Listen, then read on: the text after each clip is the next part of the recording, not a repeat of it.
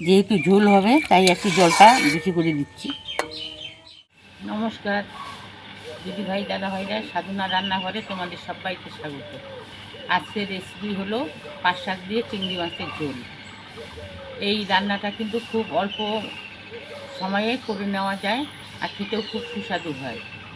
আর চিংড়ি মাছ দিয়ে পাট শাকের ঝোল রান্না করার জন্য এখানে আমি এক আঁটি পাট শাক নিয়েছি আর এখানে চিংড়ি মাছ নিয়েছি। তো এটা হচ্ছে মিষ্টি পাট। পাট কিন্তু দুই রকম হয়, একটা মিষ্টি পাট একটা তেঁতো পাট। তো আমি মিষ্টি পাট দিয়ে ঝোল রান্না করব। এই রান্নাটা করে তোমাদের সঙ্গে শেয়ার করব। চলো আগে আমি পাট শাক আর চিংড়ি মাছগুলোকে বেছে নিই। আগে আমি পাট শাক বেছে নেব।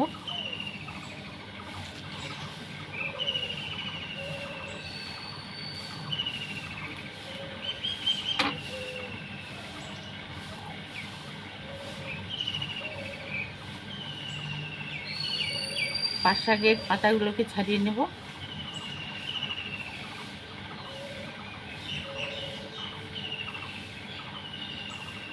এই দেখো পাট শাকের পাতাগুলোকে শুধু নিচ্ছি আর ডাঁটিটাকে আমি ফেলে দেবো।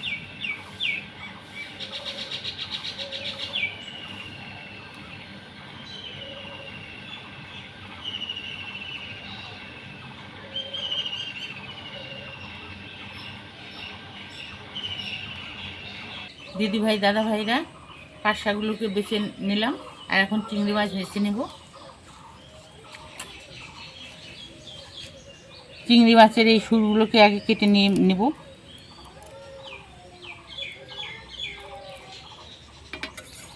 মাথার খোলসটাকেও ফেলে দেব।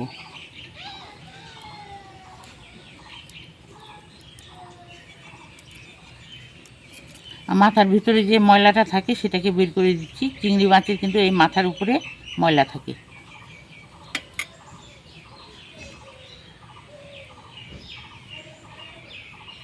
আর খোলসটাকে এখন ছাড়িয়ে নেব।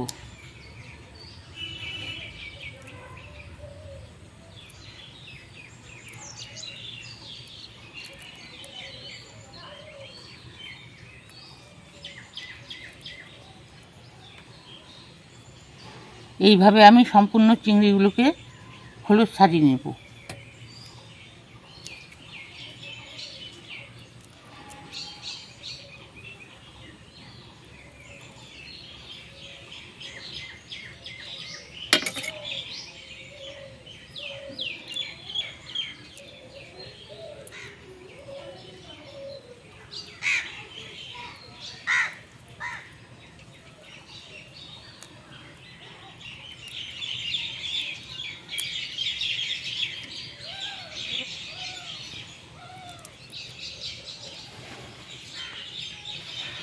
এইভাবে আমি ছাড়িয়ে নিচ্ছি।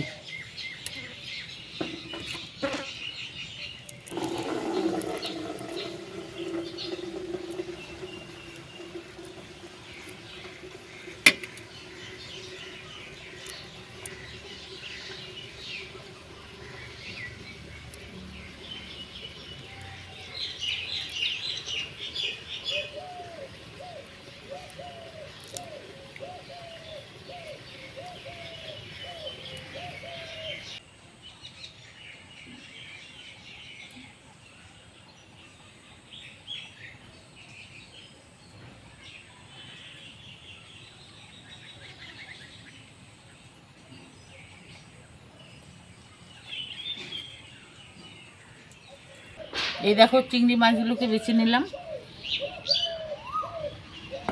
চিংড়ি মাছ আর পাট শাক এখন ভালোভাবে পরিষ্কার করে ধুয়ে নিয়ে আসি। চিংড়ি মাছ আর পাট শাকগুলোকে ভালোভাবে ধুয়ে নিয়ে আসলাম। এখন মাছ ভাজার জন্য গ্যাস জ্বালিয়ে কড়াই বসিয়ে দেবো।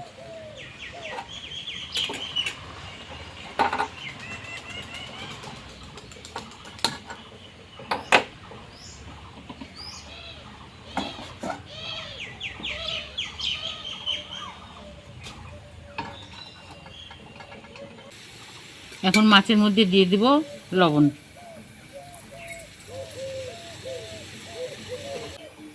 দিয়ে দেব হলুদ,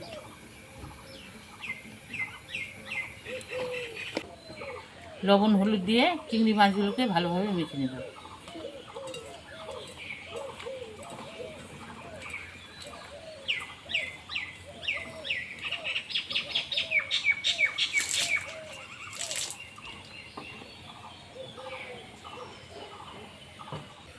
কড়াই গরম হয়ে গেছে, দিয়ে দেবো সর্ষের তেল।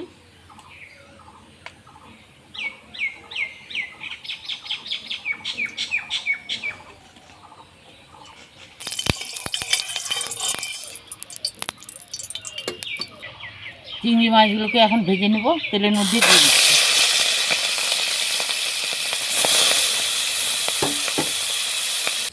কিছুক্ষণ পর চিংড়ি মাছগুলোকে উল্টে দিচ্ছি।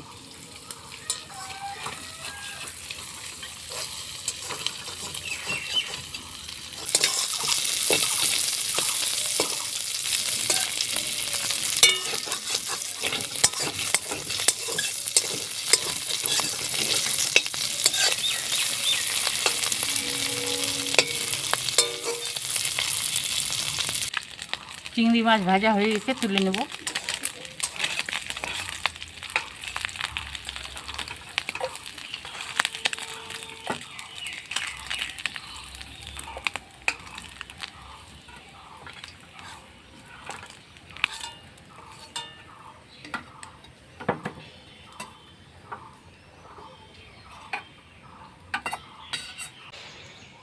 চিংড়ি মাছ ভাজা তেলেই আর একটু তেল দিয়ে দিচ্ছি।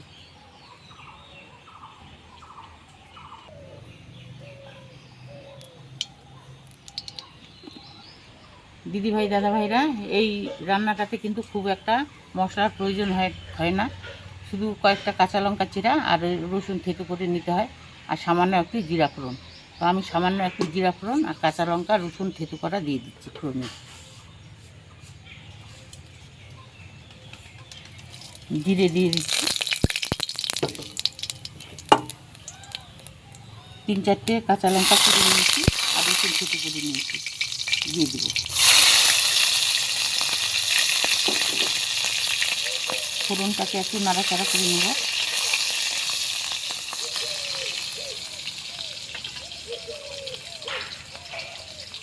এখন পাট শাকগুলোকে দিয়ে দেবো।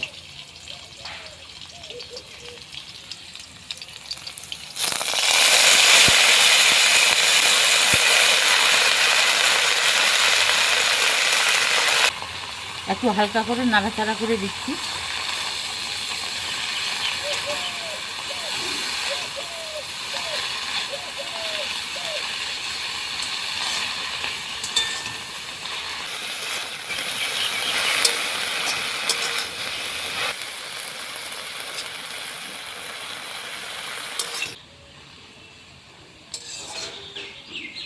এখন স্বাদ মতো নুন দিয়ে দেবো।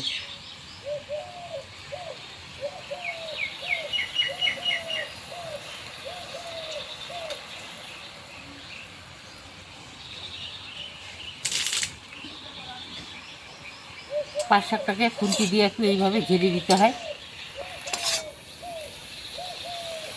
ঝেড়ে দিলে দলা পাকে না। পাট শাকটাকে লবণ দেওয়ার পরে কিছুটা কমিয়ে নিয়ে আসলাম। এখন ঝোলের জন্য জল দিয়ে দেবো।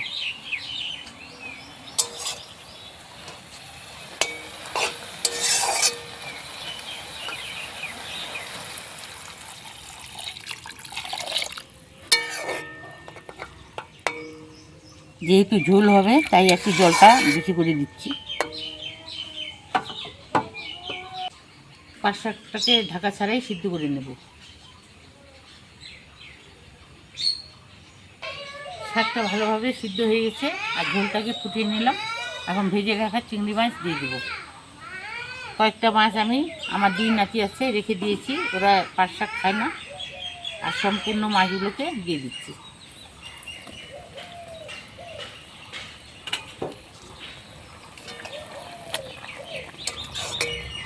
চিংড়ি মাছ আর পাট শাকটাকে আবার ভালোভাবে ফুটিয়ে নেব কিছুক্ষণের জন্য।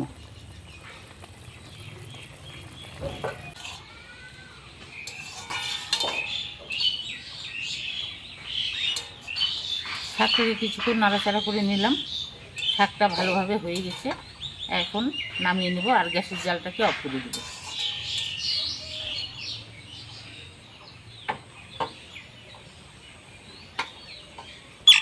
শাকটাকে আমি অন্য থালায় ঢেলে নিচ্ছি।